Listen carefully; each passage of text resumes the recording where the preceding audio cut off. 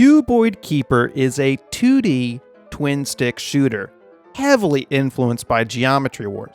There's nothing fancy in Cuboid Keeper. They didn't try and overreach. Therefore, it's kept simple, and they refined the gameplay to a sharp point.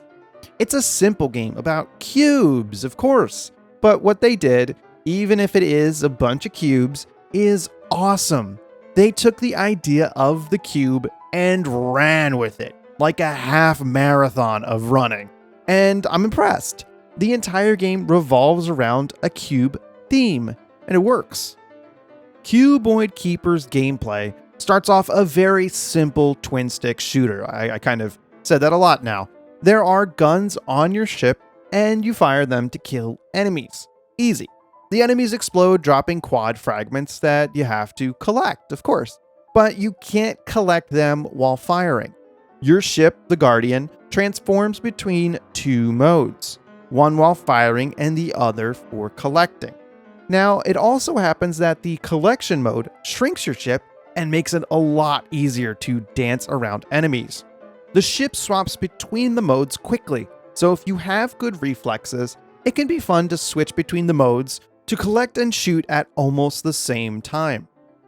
The coolest part about your ship, though, is that it is of your own design. You can customize and build it however you want. As you finish levels, you gain quad seals, which are used to unlock blocks around your ship and allow for more pieces to be added onto it. All the blocks, except the core, can be used for whatever you want without limitations. As long as you have the space and the quad fragments to purchase pieces. I enjoy the freedom, although the lasers are my favorite, as they have the most damage per second. However, you start with only basic guns and health blocks. Designing your own ship is the best part of the game. Being able to place whatever you want as your ship body is fantastic. If you need more health, you got it. You want to create a flimsy ship with maximum firepower? Of course you can. It gets trickier to decide what you want as the game gives you bigger pieces that are harder to work into the body. They are useful though, depending on how you play. For example, a shield or special skills. What I will say is that I didn't find any need for extra health or special blocks to finish the game. Adding more and more damage seemed to work just fine.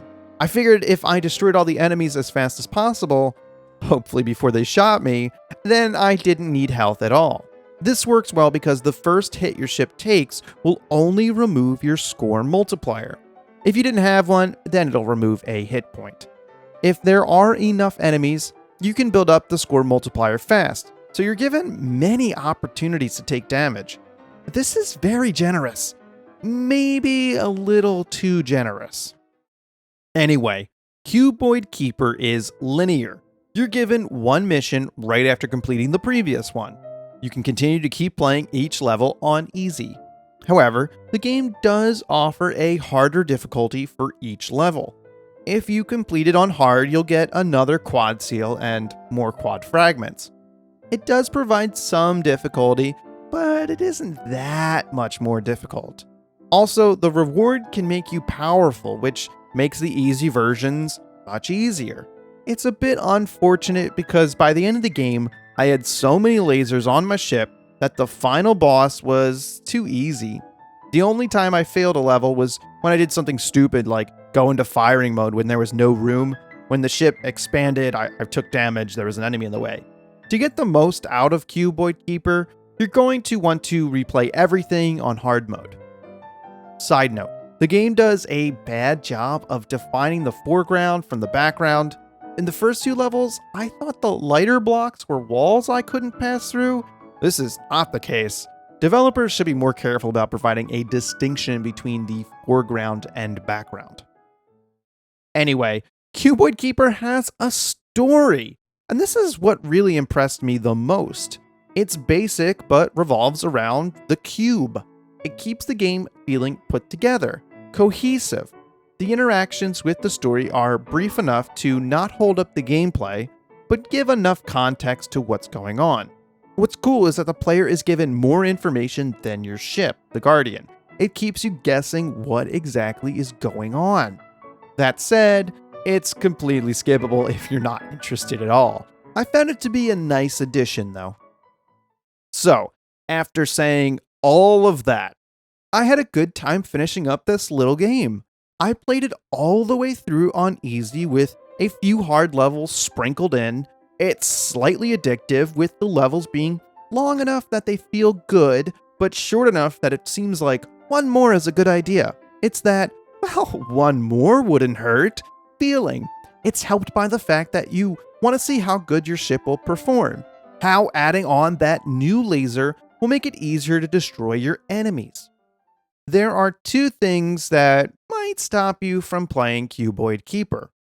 The first being the lack of online leaderboards, which is a small thing, but without it, all the replay value is sucked right out. I probably wouldn't even notice, but at the end of each level, the score is shown to you. What does it matter? Oh, you gave me double score for not taking any damage? Great, but so what? The only thing that matters are the quad fragments, since they're used as a currency for building your ship. There's no reward for getting a high score, only personal satisfaction. And it's so understated at the end of the level, it doesn't give me a rush for getting a high score either, so why? The second aspect that might discourage you from playing Cuboid Keeper is the slow start and overall boring ship parts. Everything but the laser isn't helpful. Sure, beginning guns are good filler, but those lasers will slice through anything, even bosses. Look, I don't want to be too hard on Cuboid Keeper, but they definitely wasted their advanced ship components. I made it through the game without buying any health blocks or using the bigger blocks. They're cool, and they are fun to use, but I will always take the easiest, cheapest route through the game. With the larger parts, you need to pick up points to use them, and I'm going to keep choosing the guns that I can always count on and fire. I want to have the guaranteed firepower. Overall, Cuboid Keeper is fun, and I enjoyed it. It gets a maybe recommendation from me. It's pretty easy to ignore the two biggest issues I listed, especially since all the levels are handcrafted and provide a ton of satisfaction after completing them, even if they are a bit too easy. Hey, thanks for watching this video. I'll see you in the next one.